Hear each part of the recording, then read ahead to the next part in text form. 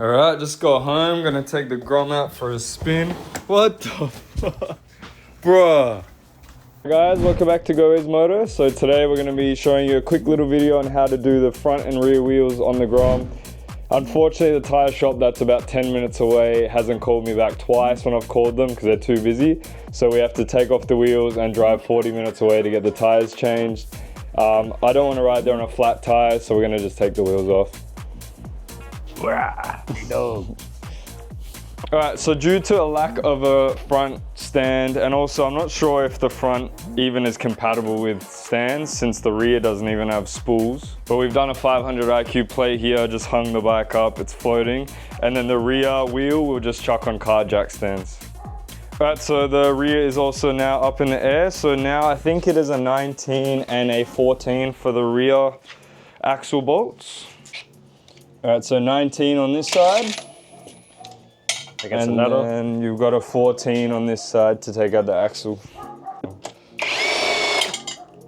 Oh, I think that was just the washer. Does this just like, we have to pull it out then, I guess? Yeah. So just tap the axle through, don't damage it, but just light taps with a screwdriver and a hammer. Maybe get someone to hold the back wheel. And there it goes. Let's see, I can probably pull it out this side now. Let's see, calipers, just wiggle it out. There we go. And now I just need to get the sprocket. Yep. The chain off the sprocket. On the spacer. Goes the spacer. There we go. Chain is off. Just stuff in the caliper. There we go. Boom. And now you might want to hang up your caliper with a bungee cord or something, just so it's not dangling there. Or just rest it up here is the other option. But it might fall, so I'm probably going to bungee cord that. Make sure you don't lose the spacer for the rear either. So that was on the left side, on the sprocket side. The right side is still in here. And the right side, yeah, one is still in there. They are different as well. So the differences are, you can see how this lip is much shorter on the brake disc side. Yeah. Front wheel, same thing. The engineers were smart, as smart as us with this.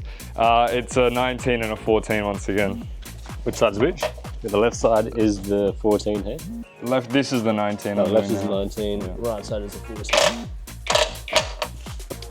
I've got the nut off. I'm gonna pull the axle out while Push holds the wheel. There we go, and spacer. Then make sure not to lose your spacer. That's the front wheel out. Nice and light, both spacers, there's two. Are they identical? Try not to get them dirty. Same, one's looking more aged, but yeah, they're identical. Sweet. That's how you get the front wheel out. And that is how you do your front and rear wheels on a Grom. Alright guys, that's a nice little hack to take the wheels off a Grom if you don't have stands.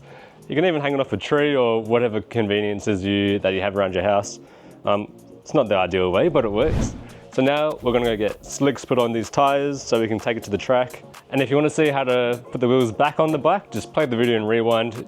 All the instructions will be in clear English. Yeah, that's pretty much it guys. Thanks for watching. Please like and subscribe and stay tuned for more.